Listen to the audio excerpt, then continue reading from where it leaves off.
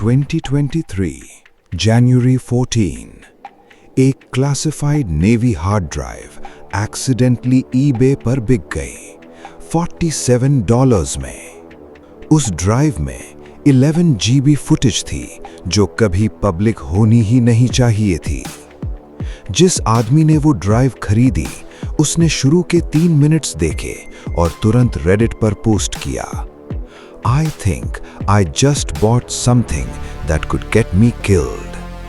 24 hours में वो post delete हो गई, यूजर का अकाउंट सस्पेंड और वो आदमी आज तक ऑफलाइन है। लेकिन वो 3 मिनट्स का फुटेज 47 लोगों ने पहले ही डाउनलोड कर लिया था। मैं आपको वो फुटेज नहीं दिखा सकता लीगल रीजन से, लेकिन जो उसने देखा वो मैं आपको बता सकता हूँ।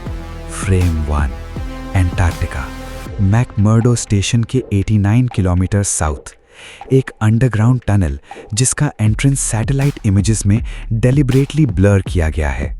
फ्रेम 45 to 52 टनल के अंदर एक चेंबर, वॉल्स पर कोई कंक्रीट नहीं, प्योर ब्लैक स्टोन, बिल्कुल पॉलिश्ड जैसे लेजर से कट किया हो। फ्रेम 103 चेंबर के सेंटर में वो स्ट्रक्चर 13 फीट टॉल, मेटालिक, लेकिन कोई भी अर्थ पर मिला हुआ मेटल नहीं।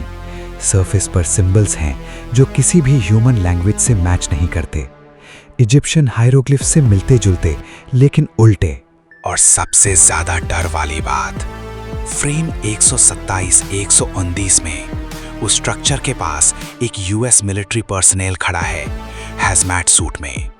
उसकी बॉडी लैंग्वेज देखो, वो स्ट्रक्चर की तरफ नहीं देख रहा, वो उससे दूर जा रहा है, जैसे वो चीज मूव कर रही हो। उस फुटेज का ऑडियो ट्रैक अलग से एनालाइज किया गया। बैकग्राउंड में एक कांस्टेंट हमिंग साउंड है, 19 हर्ट्ज फ्रीक्वेंसी। ये वही फ्रीक्वेंसी है जो ह्यूमन ब्रेन में फियर और पैरानोया ट्रिगर करती है, लेकिन वो डेलिबरेटली जनरेट नहीं की जा रही थी। वो उस स्ट्रक्चर से नेचुरली आ रही थी और हर 47 सेकंड्स में एक पल्स, जैसे हार्ट बीट, बिल्कुल रेगुलर। साउंड इंजीनियर्स ने उस पल्स को स्लो करके एनालाइज किया। उसमें एक पैटर्न था, mathematical, Fibonacci sequence.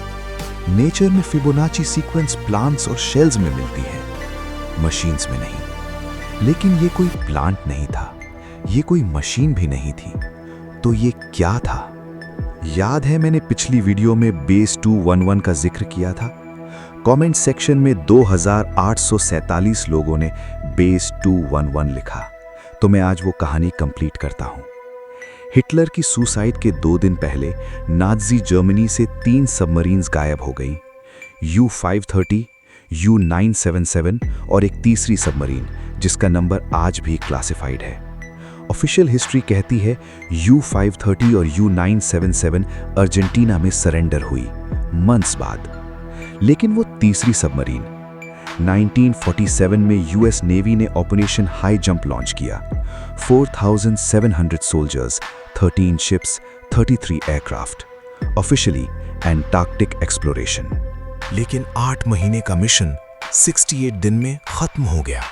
Admiral bird interview में बोले, एंटार्क्टिका में एक ऐसी ताकत है जो पोल से पोल जा सकती है इनक्रेडिबल स्पीड से। हमें तैयार रहना होगा। वो ताकत क्या थी? Evidence bomb. 2016 में एक जर्मन जर्नलिस्ट ने नाजी आर्काइव्स में एक मैप डिस्कवर किया।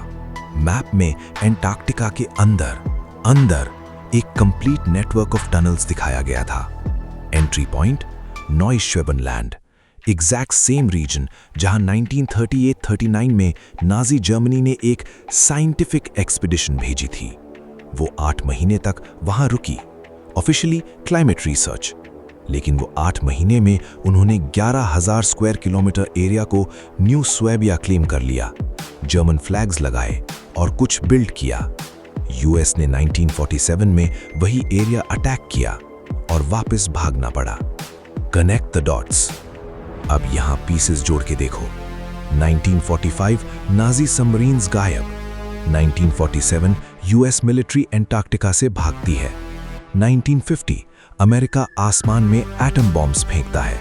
1959 Antarctica treaty, no military activity. 2023 underground chamber में मेटालिक स्ट्रक्चर मिलता है नाजी सिंबल्स के साथ। वो स्ट्रक्चर नाजी ने बनाया था या उन्होंने वो स्ट्रक्चर डिस्कवर किया था और उसकी प्रोटेक्शन के लिए बेस 211 बनाया? Doubt injection. लेकिन ये तो सब कोइंसिडेंस हो सकता है। ठीक है, तो एक और कोइंसिडेंस देखो। लेकिन 8 महीने का मिशन 68 दिन में खत्म हो गया। एडमिरल बर्ड इंटरव्यू में बोले, एंटार्क्टिका में एक ऐसी ताकत है जो पोल से पोल जा सकती है इनक्रेडिबल स्पीड से। हमें तैयार रहना होगा। 2019 में एंटार्क्टिका में एक न्यूट्रिनो डिटेक्टर इंस्टॉल किया गया, ice cube neutrino observatory. Official purpose cosmic rays study करना। लेकिन 2021 में उसने कुछ अजीब डिटेक्ट किया। न्यूट्रिनोज यूजुअली ऊपर से आते हैं, स्पेस से, लेकिन ये न्यूट्रिनोज नीचे से आ रहे थे, एंटार्क्टिका के अंदर से। नासा का explanation, anomalous readings, equipment malfunction. लेकिन इक्विपमेंट मैलफंक्शन नहीं था, क्योंकि वो न्यूट्रिनो सिग्नल्स हर 11 घंटे में रिपीट हो रहे थे, बिल्कुल प्रिसाइज। और उनकी डायरेक्शन एग्जैक्टली वो कोऑर्डिनेट्स जहां 2023 का फुटेज रिकॉर्ड हुआ। अब वो 71 कमेंट्स याद हैं जो डोम लिखा था? उन्हें भी जवाब मिल गया। 1958 वाली डायरी जिसमें एक्सप्लोरर ने 63,000 फीट पर रेजिस्टेंस फील की थी, वो एग्जैक्ट ऑल्टीट्यूड है जहां अर्थ्स एटमॉस्फेयर खत्म होता है और स्पेस शुरू होता है। साइंटिफिकली वहां कोई बैरियर नहीं होना चाहिए, लेकिन 2014 में MIT के साइंटिस्ट्स ने डिस्कवर किया, अर्थ के ऊपर 7,200 माइल्स की हाइट पर एक प्लाज्मा शील्ड है जो मिस्टीरियसली एग्जिस्ट करता है। वो शील्ड हाई एनर्जी इलेक्ट्रॉन्स को बाहर नहीं जाने देता। उनका पेपर टाइटल था an impenetrable barrier to ultra relativistic electrons in the Van Allen belt. Impenetrable, unbreakable, जैसे कोई डोम। और वो प्लाज्मा शील्ड सबसे स्ट्रॉन्ग कहाँ है? एंटार्क्टिक रीजन के ऊपर। लेकिन असली सवाल ये नहीं कि वो डोम है या नहीं। असली सवाल ये है, अगर वो डोम है तो वो अंदर क्या प्रोटेक्ट कर रहा है, या वो बाहर किसी चीज को जाने से रोक रहा है?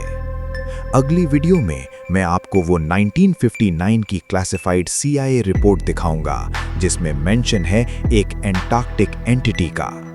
रिपोर्ट में लिखा है, entity shows science of intelligence, entity is not hostile, entity is waiting. किस चीज का वेट कर रहा है?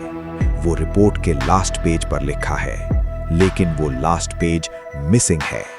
किसी ने डेलिबरेटली निकाल दिया। 2 दिन पहले एक 94 साल की रिटायर्ड CIA ऑफिसर ने डेथ बेड पर अपने ग्रैंडसन को कुछ बताया। उसका ग्रैंडसन ने मुझे अनोनिमसली मैसेज किया। वो मैसेज सिर्फ 4 वर्ड्स का था, there waking it up. Comment में एंटिटी लिखिए अगर आप वो मिसिंग पेज देखना चाहते हो, और वेटिंग लिखिए अगर आपको लगता है कि एंटार्क्टिका में कोई छुपा हुआ है। क्योंकि जो मैं अगली वीडियो में बताने वाला हूं, उसके बाद आप एंटार्क्टिका को कभी वैसे नहीं देख पाओगे जैसे पहले देखते थे। 173 लोगों ने ऑलरेडी डिसीजन ले लिया है।